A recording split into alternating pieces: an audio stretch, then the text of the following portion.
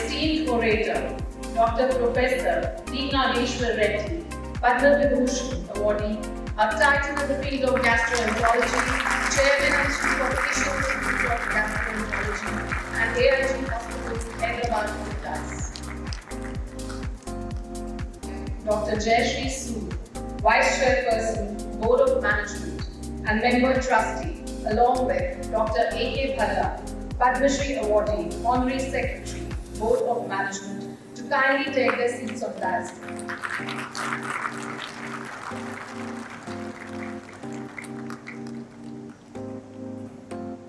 Now, in a moment of heartfelt appreciation, I would like to invite Mrs. Anita Rana to present a bouquet to Dr. Professor D. Nageshwar Reddy.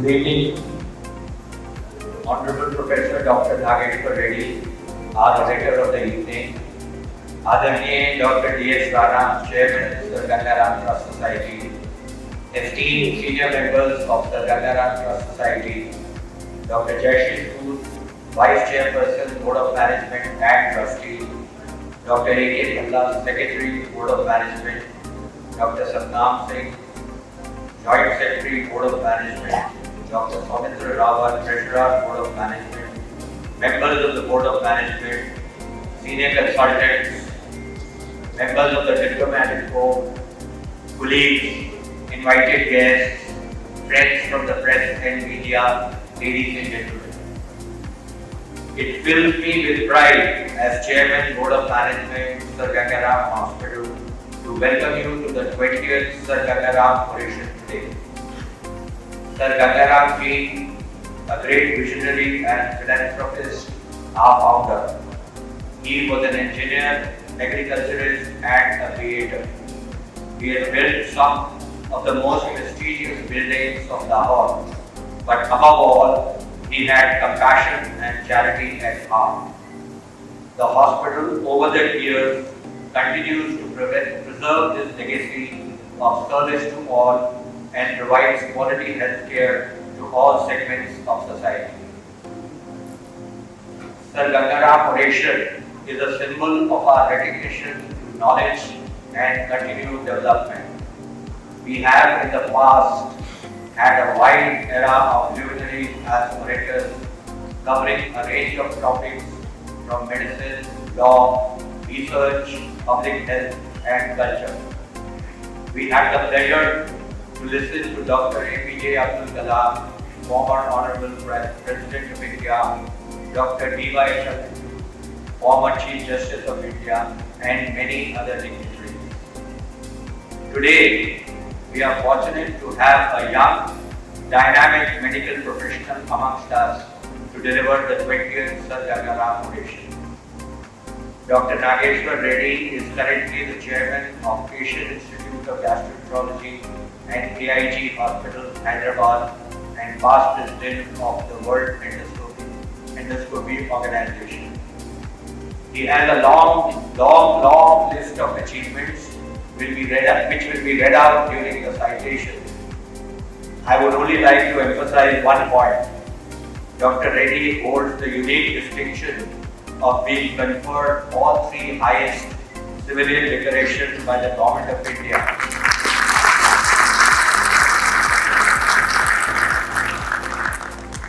Padma Shri in 2002, Padma Vibhushan in 2016, and Padma Vibhushan in 2025.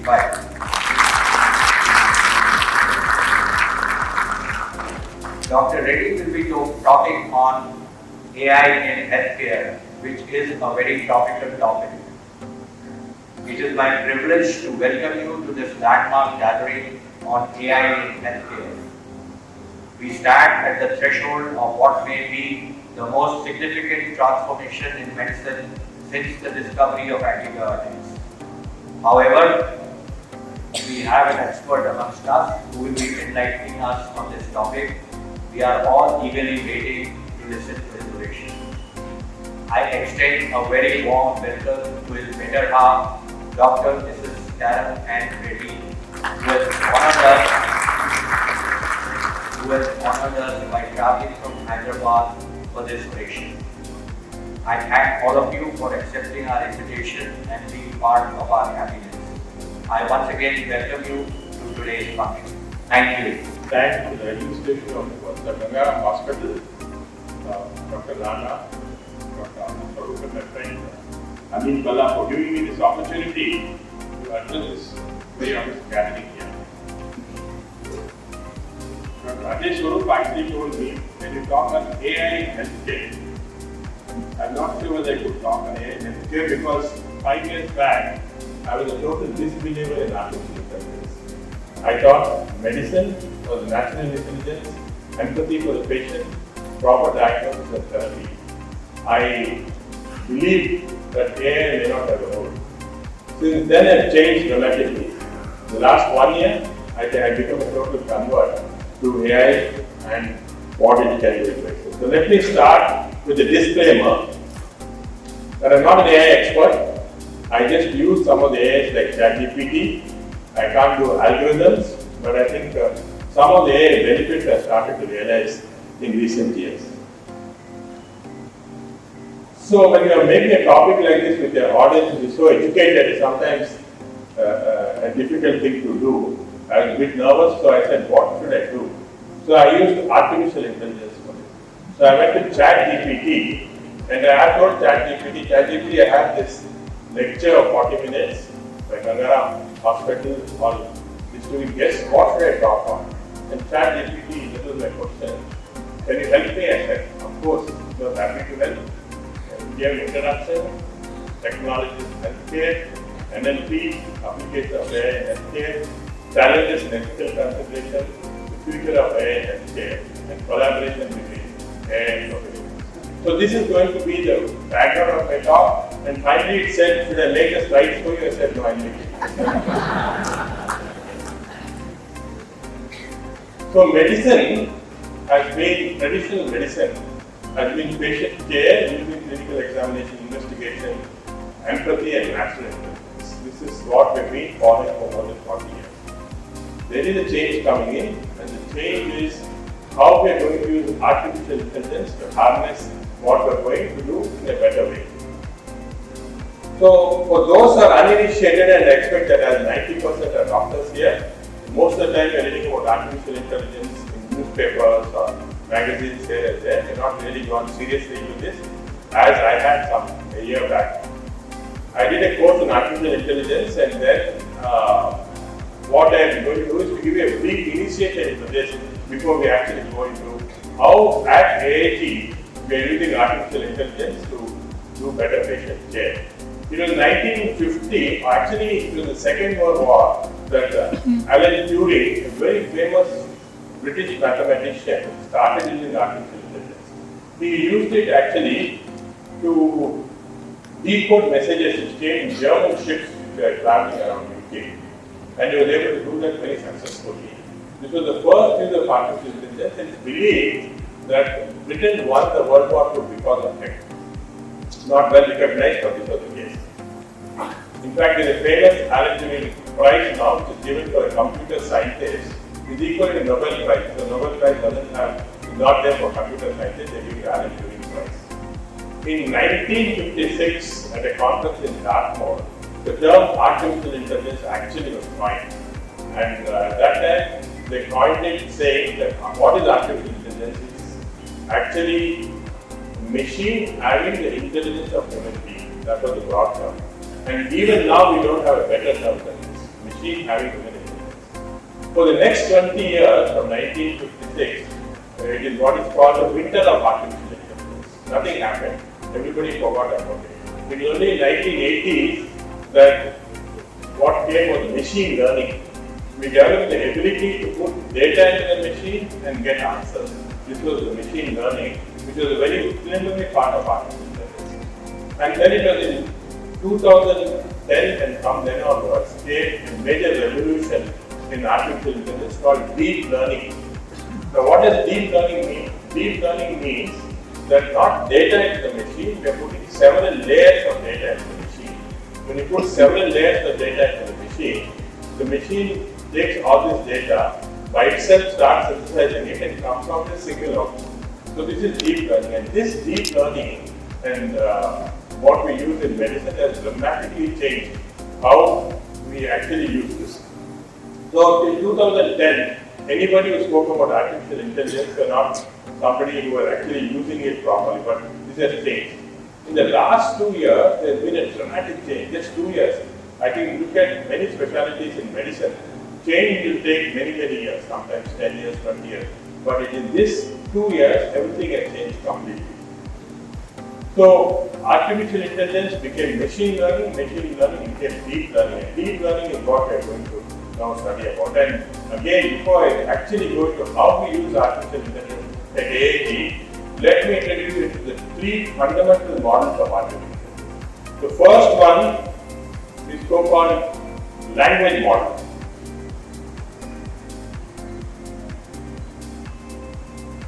The first one is called the language model.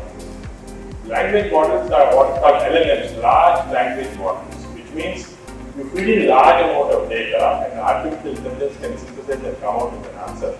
You put all the papers on, say, pancreatitis into this and it will come out with various solutions. It also has papers of cardiology, nephrology, everything getting together and mixes. Similarly, we have small language models. All these small language models for one specific disease. You can know everything about that disease, like fatty liver disease, everything about it. So this is LLMs, language models. And typical example is ChatGPT. I just showed ChatGPT what we are talking. See, it took all the data from different sources and gave it a nice synthesis of what I should talk. The second one is called computer vision. The second one. Computer vision is what the medical people have been using for very long. So what does computer vision do? Computer vision picks up a vision and then it says this is a polyp, this is a malignancy, this is a benign polyp and so on, or X-rays, it can be X-rays. All this comes under computer vision. And one of the unfortunate things we've been doing in medical practice for long was just depending on computer vision. All our concentration was computer vision. That's why it didn't progress further because there's a lot of biological vision. The third one is called the NLP, the Natural Language Processing. So you talk something, it gets recorded, types out which we already had, but also does segmentation, which means you talk to a patient, it comes out naturally, present history, past history, and so on, segmentation. So this is NLP. So these are the 3 language models that artificial intelligence engineers have been using, and we as doctors should understand this before we go further. So in healthcare, you see artificial intelligence is used in many areas. And before I go further, one area which is going to make a dramatic difference is in drug discovery. On an average, for a drug discovery, it would take about 20 years, 30 years, 40 years. The vaccine development would take another 20 years. But using artificial intelligence now, drugs can be developed in 2 years. Just 2 years you can get it. So we are going to get a huge number of new drugs based on algorithms that can be made because you know targeted drugs, where the target is, what type of drugs you can write on other computer model itself for going to animal work and then of course human. So the 2 years is for human work. Actual computation will take only about 1 week, 2 weeks, 3 weeks. And this is going to be a major dramatic change in how drugs are going to be discovered. We already have now early evidence that antimicrobial resistance, which has been a major problem, can now be solved completely with new type of drugs. So this is going to be one of the important things. So artificial intelligence predominantly started with radiology imaging, then went to disease diagnosis, and then to telehealth. So if you actually look at individual areas, for the clinician, it's going to help us with an accurate, rapid diagnosis, health systems efficiency is improved, and of course for patient personal. I'm going to give you examples of actually what we are doing with each of this at AAG. So last 1 year, we have started using this. We have employed 40 scientists, some engineers from Google, Microsoft and so on, created one of the first AI Artificial Intelligence Institute in a hospital setting. And then we We have done a lot of things which I'm going to show you as we go along. So when we started this, many of our junior doctors were very worried. They came and told me, you think AI will replace doctors? I said, no, AI will not replace doctors. But doctors who know AI will replace doctors who do not know AI. Ultimately, all of us have to become AI educated because this is going to be something, it won't be predominantly what we are doing, but we have to start. So this is extremely important as we go along. So let's look at the whole world of what AI and the healthcare is doing. Again, it's example from us. So it can help in health service management. So how does it do this? For example, in our hospital, we found that optimization of operational efficiency is extremely good with strategy. And again, I told you, we can do supply chain optimization, and those who are administrators in Ganga Ram realize the importance of this. Fraud detection and compliance happens very commonly in hospitals, drugs missing and so on. This can be completely cut off with AI, and of course integration of care across providers. So what we have done as a part of efficiency in AI use is creation of this. This is Mira. This is a robotic system which we made. We call it the Mira, which helps us in a variety of ways. And let's see what Mira says. Hello, everyone. I am Mira, the medical information robot at AIG Hospitals. I am your future healthcare companion and here to change the way we think about healthcare. I have been meticulously designed to assist doctors, empower nurses, and most importantly, ensure that patients receive information in a faster and better way. I will assist patients and healthcare professionals, but never replace them. My goal is to enhance patient experience with human oversight, and in the future, with appropriate training, my role may increase for evidence-based circumstantial requirements. I look forward to learning from the clinicians' experiences to continuously enhance my skills in the field of gastroenterology and other specialties. So what we did was we created a number of Miras in all our OPD departments. And Mira is spread with all the knowledge for lay people and for doctors. For example, when I see a patient, I take 20 minutes. About 5 to 10 minutes is spent in explaining things which I don't have to the doctor. So many tablets to take it up, take it, this thing, this character, this complication, all those things. All this is taught to Mira. So I tell, okay, after I see you going to see Mira, Mira will tell you about it. So Mira will tell the patient all those things. Nowadays, people have got so used to Mira that the patient, after sees me for 10 minutes and say, rest of the information I'll go and get from Mira. Why? Because Mira is talking very clearly and Mira is better looking than me. So therefore, so Mira. The second use of Mira is we found for a junior doctor. We feed Mira with a lot of data. There are now 10,000 articles of complications of ERCP. Mira has got all the things. So when junior doctor comes and tells me, look, we did a ERCP, there's a perforation of the liver capsule, are there any reports? Mira immediately will come out with a report. Yes, in gut, last year there was an article published on this. So these are the two ways. So medical informatic robotic systems called has been extremely useful in transforming our practice so that we can spend more time with the patient rather than talk. And then of course for the residents also it's quite interesting to interact with you. The second important thing we did, and this is again very interesting, it's called the iSafe software. Now what is this? What happens in a hospital? We have about 1,000 beds in a hospital. All the patients are very sick and some of them crash because they're in the room. In addition to the ICU 150 patients, there are about 800 and odd patients in the rooms, but they're also sick. They can crash, develop cardiac arrest and so on. So every day in the hospital, we get about 6 code blues. Code blue, we have a code blue team, immediately they rush. And in code blue, generally it should be less than 4 minutes before we can revive the patient. Later they don't get revived. So we have on average 6 code blues every day, of which 3 of them could not be revived because of that. And these patients didn't give an indication that was going to. So 3 of them is dead. It means quite a significant number of very sick inpatient hospital patients. So then we kept on making this code blue disturbing us in our body. So what we did is we developed an algorithm with AI called the iSafe. So what does iSafe do? iSafe takes 7 parameters, clinical parameters like the oxygen saturation, pulse rate, BP, and all, which are normally recorded by the nursing staff. Normally, the report is individually recorded.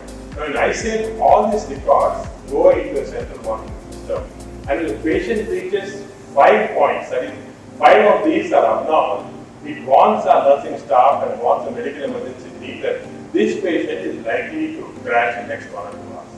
And our medical emergency team goes in and sees, okay, low BP, immediately correct the BP, some arrhythmia is coming in, correct the arrhythmia, and the patient does not require photo. 6 months back, we started ICL in a hospital during this, and we found in the last 6 months, we haven't had a single photo. Not only the hospital doesn't take photo, but we're saving 3 patients every day. So this is again something that AI has done. The other important thing is that some of the surgeons here, like others, should know this, that when we do surgery, we all have our patients who come for a checkup, pre-anesthetic checkup. So as all of you know that we have a patient going for a major surgery, he has to go to a pre-anesthetic. And we do about 1,500 to 2,000 surgeries a month in our hospital. And we find that out of which around 300 patients are not coming back to surgery. You do a pre-anesthetic checkup, they don't come back to surgery. Dropout rate, which is there in all the hospitals, in our hospital, it was significantly high. So we wanted to find out why. So we put our AIG monitor, and what they found is that a patient is asked to go for a pre-anesthetic checkup. He has to cover 17 points. Internal medicine, CT, pulmonology, cardiology, X-rays, waiting area, 17 points they go around. And finally, at the end of the day, they get a pre-anesthetic checkup done, but they're exhausted. They don't want to come. They'll see later. And some of them with, like gallstone disease and all can wait later also, because sometimes nothing happens afterwards. So this dropout is significant. So we asked, hey, what should we do? The answer, hey, was very simple. We said, create one tower where you get all the checkups in one place. So patient doesn't have to work. So my administrator, this is so simple. Why do you require AI? We require AI because they create one tower. This one tower should have all these investigations. We have, in fact, now we're starting to do CPET and so on, very high investigations for pre-anesthetic patients. All this should be in one tower, 17 points in one tower. We calculate the cost of creating this, the cost of personnel creating this, and so on, which is quite good. But AI said, if you do this, you will not only create one place, you will enhance the image of the hospital because the patient is quite comfortable. Your dropout rate will drop less than 1%. So then we created this pre-surgery lounge, which is very nice. Patient comes in morning 10 o'clock, finishes everything 12 o'clock, has some coffee and cookies and goes back happy. And the dropout rate is now our patients coming back to surgery is 99.9%. So you see, we say this 20% dropout actually saves money, one, and also they enhanced the image of the hospital. So this patient goes and refers. If you want to get surgery done, go there because it's very easy checkup and you get a nice cup of coffee before surgery.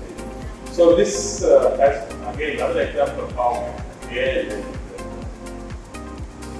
Another area is endoscopy patient practice stuff. We, of course, we are proud of our endoscopy room. We have 30 of them. We do 700 endoscopy procedures a day, one of the largest in the world. So one whole floor of 1 lakh square feet is devoted to endoscopy. So when the patient enters into the endoscopy room, he's lost. He's lost the doctor who sometimes when a relative comes and asks me, my patient went for CBD stone, where is he? I don't know. The relatives don't know, the nurses don't know, so many patients, so much confusion. So this was creating a problem for us. So we again work on this problem there. What we did is all our patients get a band, RF band, with RF trackers everywhere. So now when the patient comes in, he's continuously tracked wherever he is, continuously tracked in a central monitor. And the patient's relatives also get a QR code and they can continuously get a picture of where he's going and so on all the time, how long he's spending in which area. So continuous tracking. And this resulted in a chart that comes out like this on my cell phone, in the monitors everywhere. For example, I know which rooms are occupied, which rooms are vacant. Also, I know very clearly that The reception area, patient waiting 5 minutes, it's okay. In the pre-procedure, 43 minutes, something wrong. So I'm pushing more doctors, go to the pre-procedure, check the patient, send them quickly. Procedure time and fast procedure, average half an hour, that's okay. So our aim is that at that time, this is one of the key indicators of how endoscopy is practiced. That time should be less than 2 hours. Now we reached 1 hour. We go further in the couple of months. So this, again, another example of how AI has increased our operational efficiency. So that's health service management, and I think for the extenders here, these are important lessons of how we can increase efficiency. This is just a small part of so many other things I won't have time to go through. Predictive medicine. This is becoming extremely important. The way we practice medicine is changing, and I'll show you another example later on. But medicine is now becoming predictive. We don't wait for the disease to come. We predict what diseases are going to come and then see the how we can take. This is going to be epidemic outbreak prediction can now be prevented by AI. In fact, when COVID first came, they didn't have this. 5 years back when COVID came, we didn't have the artificial intelligence capacity to contain it. Today we have. Just 6 months back, another COVID-like phenomenon happened in China. We do not even know about it. They used AI and confined it to their virus, confined to that particular part of China. It didn't come on the top. It was because of AI. We have the capacity. We can, with AI now, actually monitor very carefully what is the movement of population, how many are getting infected, what type of infection, are the illnesses matching in 2 different areas, everything. So using this now, epidemic outbreak protection is going to be a very important aspect of artificial intelligence. This is of course a governmental responsibility, but also a societal responsibility. And this is going to help us in how we treat our patients. What we did, we actually, again for doctors here, they know that when we read textbooks of medicine or something, they tell you, if you have a patient who's treated, give 1 tablet of omeprazole a day or 2 tablets of BP tablets, Derma a day, something like that. That's a standard treatment, we all write that down. What we haven't realized is that there is a unique biological variation in every patient. These textbooks are long. Unfortunately, we follow because we don't have it. So every patient has a different metabolism, every patient is metabolism is done differently. So what we did is we started a pharmacogenomic pathway with AI. Any patient coming to AIG who requires more than 4 drugs, anti-diabetic, anti-hypertensive, anti-ulcer, more than 4 drugs, were then subjected to a pharmacogenomic study before they were actually started treatment. So that, and when we looked at the pharmacogenomic pathways of these drugs, not only was there individual variation, some patients had a higher activity to 90, some patients had a lower activity of drugs and so on, but there was also drug-drug interaction between drugs which we didn't realize was not. And when we looked at it totally, 40% of our prescriptions were wrong, had to be changed. Some patients were taking only 1 tablet of omeprazole for 2 days, some tablets, 3 tablets. So it's totally different. We changed the prescription in 40%. And we realized now that, so now we offer the patient, if you come in, you get a pharmacogenomic, it's cheap, it's only 5,000 rupees. We already have the software. We just send this to the new journal because we are the first hospitals to practice. And we can modify it. So this pharmacogenomic pathway for the rest of the time. It doesn't change. We modify it. Once we have this, you go to any hospital, you can show your doctor, this is how I'm going to react to this particular drug, and then you can give the target. So in future, our drug prescriptions are going to be based on AI, especially multiple drugs are taken. We should use AI for better prescription and not follow blindly all the textbooks that are talked about. And I talked about all these large language models, now small language models. Small language models are also very easy to use, and this is an example. One of our pathology group has come up with this. Of course, tutoring is here, and NFLD is fashion. And NFLD is extremely common, right? I think 40-50% of the population. There are various degrees of this that are there, large and small. The standard diagnosis by using the hyperscan, which will tell you what is your steatosis and what is your hyperscan. Hyperscans are costly. They cost 1.5 to 2 crores. The test costs about maybe 5,000-6,000 rupees. can't be done in rural areas, everywhere it can't be done. So is there another alternative way where you can actually predict accurately what is the fibrosis status? So we developed this algorithm where, I'll show you the algorithm here, where we can now take 4 major blood tests and 2 small blood tests. These are simple tests, LFT, platelet count, CBP and so on. And then using the 8 PMA and all, make an estimate of the fibrosis. FIB4 is used only for fibrosis, not for steatosis. So we want for both. So then we have what is the prediction based on this test. And this algorithm tells us, for example, this patient fibrosis was steatosis was 277, fibrosis was 6.2, and then we compare with what happens when we use our algorithm only blood test. And you can see it 270, 277, 6.2. Absolutely, almost nearly the same. We validated this in 30,000 patients and planned to do this in another 100,000 before this getting out in the open market or something. So this will cost you about maybe 200-300 rupees. Can be done in any small village anywhere. And of course, this accuracy is so high now, we can probably replace at least in some areas when it cannot be done. But to scan using this simple algorithm. Again, a classic example of how AI is making healthcare equitable. Equitable because it's available in rural areas, equitable because the cost comes down by 1/7. So this is regarding the third aspect is patient data and diagnostics. This is again something which we're using quite a lot of AI. For telemedicine, of course, for other things I told you about. But the most important thing is natural language processing networks. Now, medicine as we practice today is completely changed from medicine what we practiced 30, 40 years back.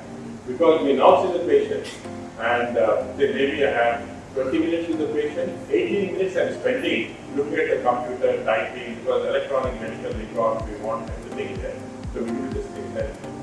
And eye contact with the patient has gone down to 2 or 3 minutes. But we know this is not right. Our patients get better with the better eye contact, talking to them longer and so on. But we're not doing this. We're not doing it because we're worried about EMR, which is very important. We're worried about it.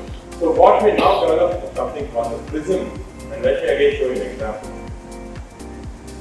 This is the PRISM, the prescription record intelligence summary. I'm looking at the patient all the time.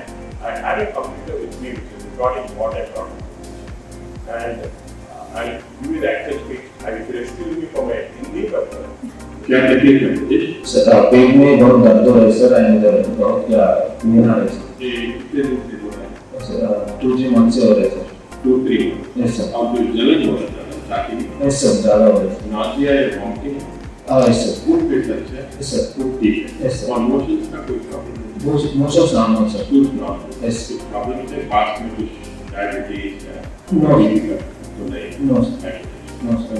ये problem जो है yes तो आपको कुछ parents को भी? Yes sir parents को भी है सर। पेरेंट्स को भी आंसर? यस कौन सा था sir answer? So Nagesh, your diagnosis is 50 cancer. So we have to do endoscopy and ultrasound. So that I start your medication, trying to do the 40 HAE. Once we do endoscopy, we will get it.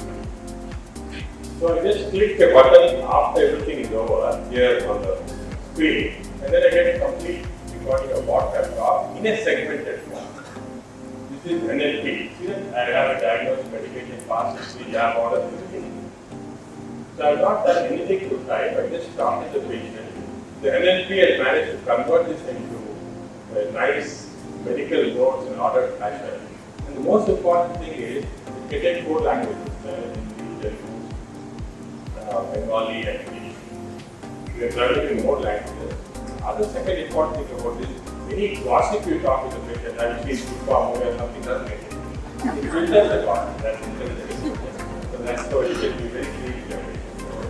So this is something we are now used, we have validated this in 100,000 patients now. We're using it in all the different clinics, cardiology, everybody is using it. And once we reach a point that we're confident that it's going to give us very accurate segmented chart form like this, then we like to give it out to all the hospitals. So that everybody can use it. all of us can now develop a uniform way of EMRs, so that we're interoperable. So this is another evolution that's going to come.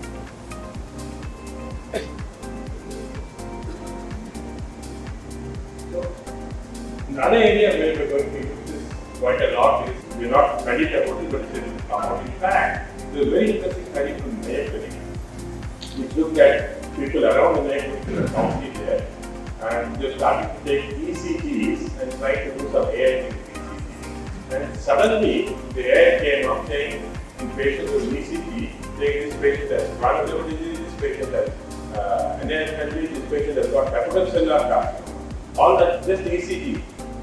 The people who are working there, the AI engineers were actually totally surprised.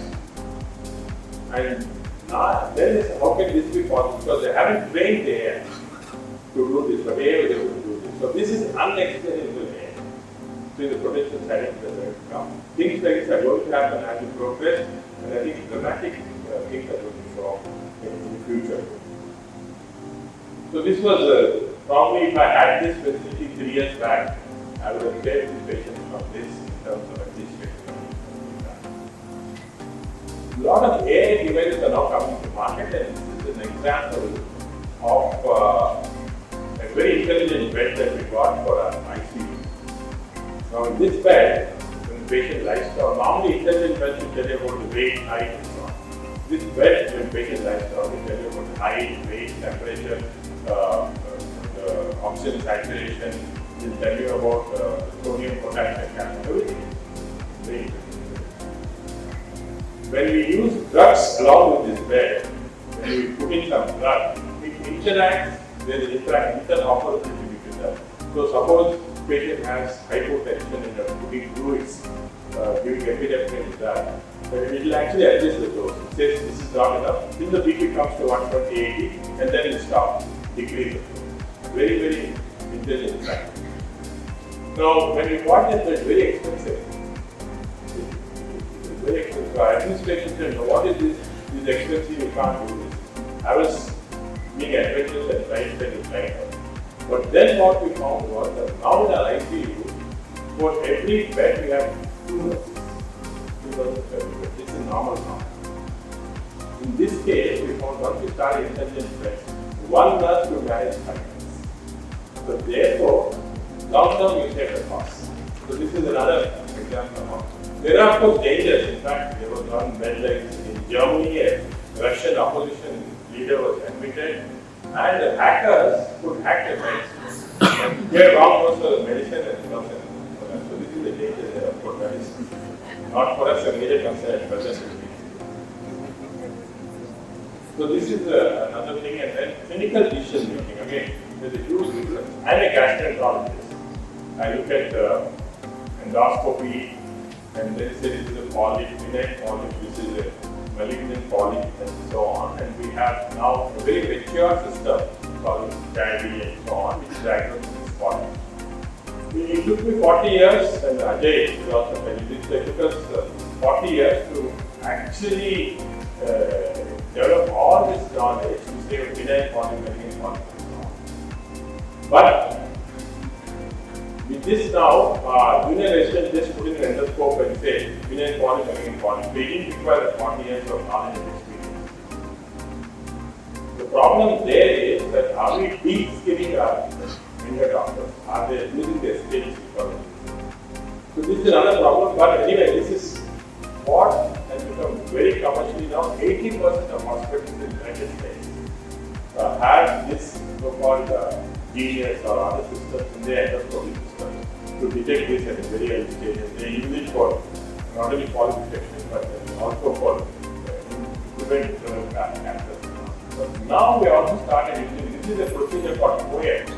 We do this little risky procedure, third space, I go in, you can see I'm cutting some people are there, cut the muscles, the patient are cutting their cardiac. So the blood vessels coming there. Earlier, many times they're cutting the blood vessels by mistake. But we now develop this new AI system.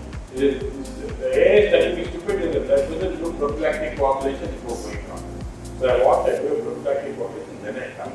And using the system and compared to non-AI procedure, we found that we decrease the number of complications, you decrease the time spent. And this algorithm was developed within a week, 1 week by engineers. So easy. It's not very difficult. So these are some things that we are starting. I think in surgery also now we have navigation systems which are superimposed on our CTs, MRIs, and now you can do much safer, faster, and more complicated surgery. And this is more interesting. With computer vision, this is a paper in Nature in 2017 long back. This was a patient who came with a nodule in his skin in New York. This is a very interesting paper for you to read. 25 top New York dermatologists were asked to see this patient and make a diagnosis. And each of them gave different diagnoses. Melanoma, carcinoma, tuberculosis, granuloma, and so on. All of them. Yeah, different diagnoses. The computer vision AI was used on this. And it said, this is amyloid of the skin. Nobody has seen amyloid of the skin. These 25 dermatologists that famous people had also seen one. It said amyloid of the skin. So they said maybe something wrong. AI can do what's called hallucinations. It can completely go off. So maybe something. So they took a biopsy and sent this biopsy to the pathologist. And the pathology report came as amyloid of the skin. So you see, AI saw something nobody else saw. So, I think what's going to happen, at least in the field of dermatology, the AI is going to completely take over. My wife is here, she won't like this, but I think the field of dermatology is going to slowly disappear because AI is going to take over. It's happening to some extent, AI are led by AI, not by radiologists. The radiologists, they don't like to see X-ray chest, they don't like to see veins and all are led by AI. AI gives us the diagnosis. Only when I have a doubt, I'll send it back to a radiologist and so AI is going to take over completely.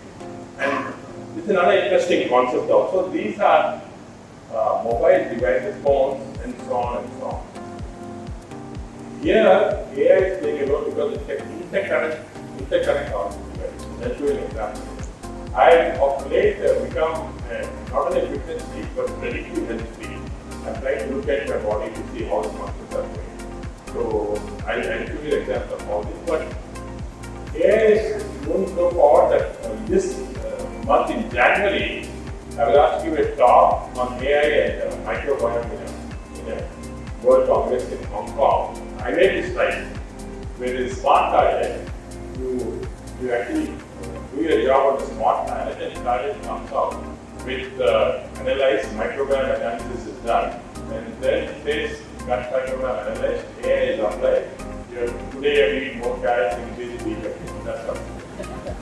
In Japan, this is being done for urine for many years. Now students, I thought this is futuristic, let me show this to you. I went to this conference and I was entering into the main conference. Obviously they had this. Intelligent, you sit on this, it tells you today this is your brain function. It's got small chip at the bottom, which checks your stool. And then tells immediately this is your brain function today. Be careful when you're talking because it's brain body is something. So it gives you all that. So this is now getting commercially available. The stool becomes very valuable because stool contains hundreds, thousands of microbiomes. Ladies and gentlemen, it's indeed my proud privilege to read the citation for Dr. Professor D. Nageshwar Reddy. Dr. Reddy is the Chairman and Chief of Gastroenterology of the Asian Institute of Gastroenterology and the AIG Hospitals, Hyderabad. He was the past president of the World Endoscopy Organization. He graduated from Kurnool Medical College, obtained Masters in Internal Medicine from Madras Medical College, and DM in Gastroenterology from the PGI-MER Chandigarh. He subsequently worked as a professor of gastroenterology in Andhra Pradesh Health Sciences before setting up the Asian Institute of Gastroenterology, a tertiary care gastrointestinal specialty hospital.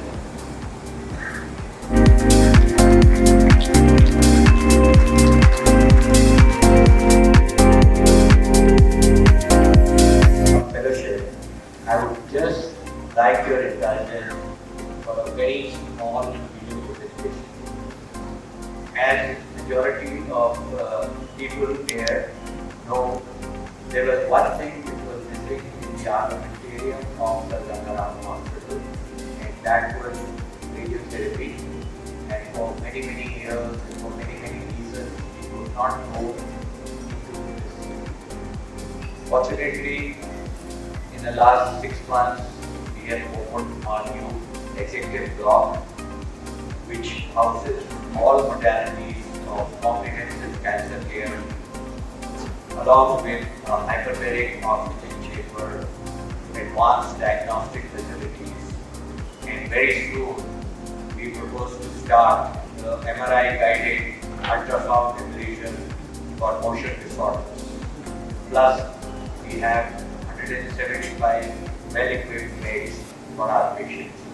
So just you have a very small 2-minute video presentation of this new facility.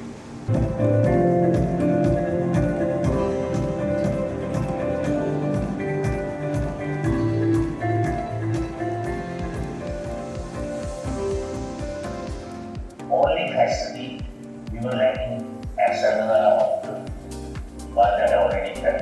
Now we provide comprehensive care to all digital assets.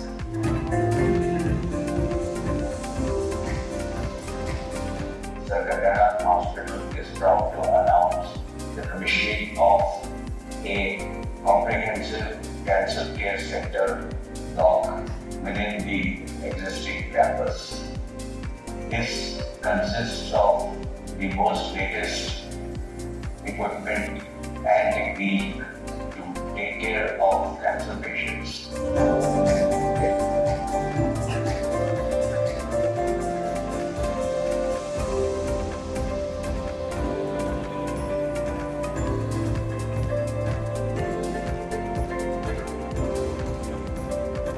As head of the Department of Gastroenterology at Sir Ganga Ram Hospital, we have started this facility recently. We have gone about the platform. We have the best of equipment here. Tomotherapy, proving radiance brachytherapy, and a high-end simulator machine. We do all kinds of techniques like IMRT, IGRT, which is image-guided imaging, light lasers, sequence cardiac technique.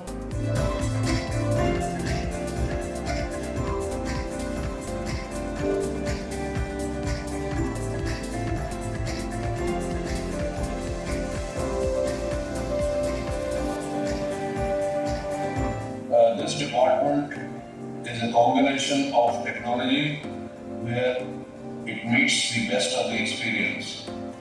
The equipment installed at this center is state of the art, which includes the image-guided radiotherapy techniques delivered through chromotherapy and true beam machines, which is manned by a very experienced team of radiation oncologists who have more than 50 years of collective experience.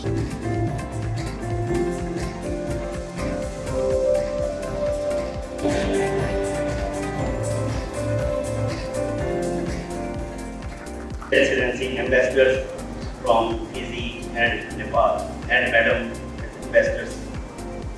Ladies and gentlemen, it is both an honor and a privilege to propose a vote of thanks after such an enlightening oration on the role of artificial intelligence in healthcare. First and foremost, I extend my heartfelt gratitude to Dr. Professor D. Nageshwar Reddy, my teacher at PGI Chandigarh, and so many in the audience also whom he has taught, like Dr. Ajay Kumar and Dr. J.P. Singh Sani, they were my batchmates, and Dr. Shyam Agarwal, our chairman of oncology. So we have all been trained and taught by him, and you can see that what a great teacher he is. And when we used to send him the reference, his writing of the reference and analysis of the patient at that time was so exceptional. It was not comparable to any other ordinary reference. Ganga Ram Oration is our annual event, and we are holding our more than 20 years. And this day we pay homage to our founder, who was a civil engineer par excellence, a philanthropist, and we feel that his soul is still directing us and directing the fate of this hospital and helping us in rendering quality healthcare and ethical healthcare to all sections of society at affordable price. On this day, we invite very distinguished achievers in their field, and several eminent people have given this race in the past. This year, we invited Professor Nageshwar Reddy, who spoke on artificial intelligence in health. You must have listened to him, and how did he speak in very simple language about the role of artificial intelligence in healthcare in future, And we must all remember that in future, there will be people in all fields, whether doctors, non-doctors, those who have knowledge of artificial intelligence, and those who do not have, So it's better that we get equipped with it, As far as healthcare is concerned, it will help us in early detection of diseases, prevention of diseases, diagnosis of diseases, and better communication with the patients, and also better monitoring of treatment, and also above all in early invention of newer drugs and newer vaccinations, and so many other things which we are going to have as the evolution of this artificial intelligence in our field, in our life. So I think it was a really wonderful lecture he gave, and all of us could understand that in a very simple language.